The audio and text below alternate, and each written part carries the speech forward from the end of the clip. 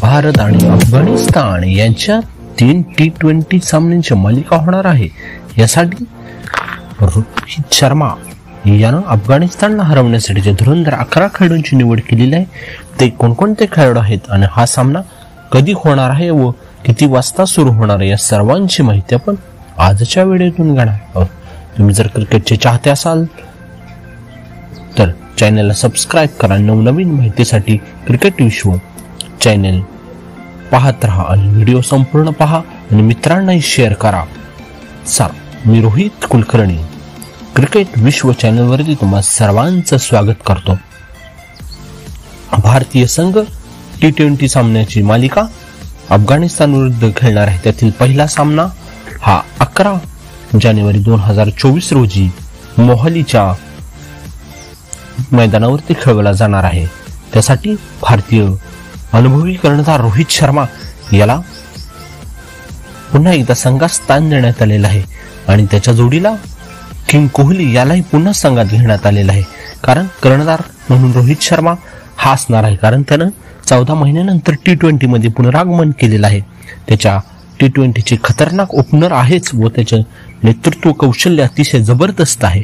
त्यानं नुकत्याच झालेल्या 50 षटकांच्या वर्ल्ड कप मध्ये आपलं कॅप्टनशिप त्यानं दाखवलेलीच आहे। त्याचबरोबर त्यानं IPL मध्ये 5 वेळा सलग मुंबई इंडियन्सला विजेतेपद मिळवून दिलेलं आहे। त्यामुळे तो नेतृत्वगुण अतिशय कमालीच सुंदर असा आहे। त्यामुळे त्याला पॉवर प्ले मध्ये तो खतरनाक धावा काढण्यासाठी प्रसिद्ध आहे। त्यासाठी त्याला संघात स्थान देण्यात आलेलं आहे। त्याच्या जोडीला यशस्वी जयस्वाल हा डावखुरा सलामीवीर असणार आहे। तो T20 चा अतिशय माहिर असा बॅट्समन आहे। तो IPL राजस्थान कडून अतिशय जोरदार धावा काढण्यासाठी तो प्रसिद्ध आहे आणि डावा आणि उजवा असं समीकरण संघासाठी फायदेशीर आहे, म्हणून याची संघात निवड करण्यात आलेली आहे। त्यानंतर तिसरा खेळाडू असणार आहे तो म्हणजे किंग कोहली। यालाही संघात पुनरागमन केलेलं आहे।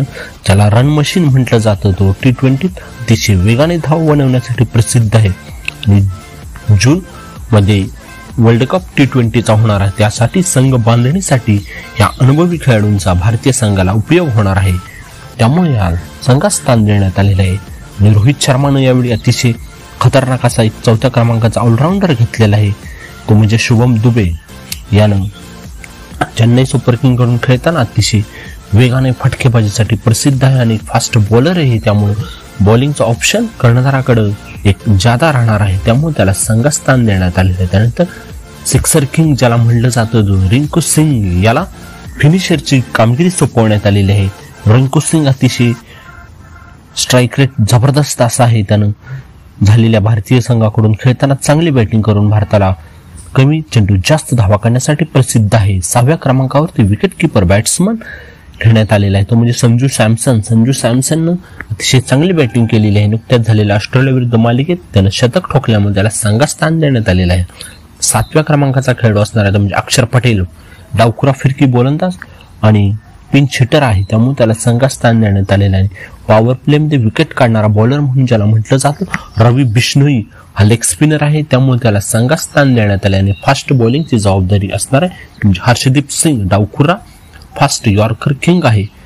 त्यानंतर आवेश खान हा वेगाचा बादशाह आहे। त्याला संघात स्थान देण्यात आले आणि 11व्या क्रमांकाचा जो फास्ट बॉलर असणार आहे तो म्हणजे मुकेश कुमार हाही भारताचा एक युवा जबरदस्त बॉलर आहे। हे भारताचे धुरंधर 11 खेळाडू अफगाणिस्तानच्या खेळाडूंना हरवून भारतीय संघाची जी वर्ल्ड कपची तयारी आहे ती अतिशय जोमानं करतील। त्यामुळे आजचा व्हिडिओ कसा झाला आणि हे मला कमेंट बॉक्समध्ये सांगा। धन्यवाद।